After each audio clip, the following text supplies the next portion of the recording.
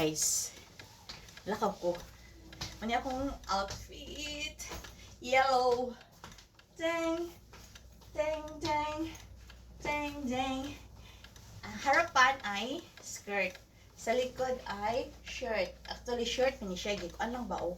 Ba? Designan. Anyway, ang spring season diri ko tulo ka buwan. Nagsawin siya sa March, April, and May. Ang anang first month sa spring season, tugnaw pa na siya. Kaya kami siya sa winter. Nakahirit pa siya sa tugnaw. So, ang ihang season na niya, para pa siyang winter, tugnaw. Pagpasok na sa April, mura na siya na nasa gitna na ng spring.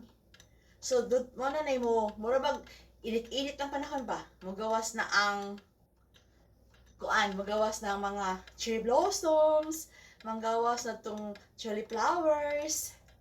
Tapos sunod sa cherry flowers, kining azalea flowers.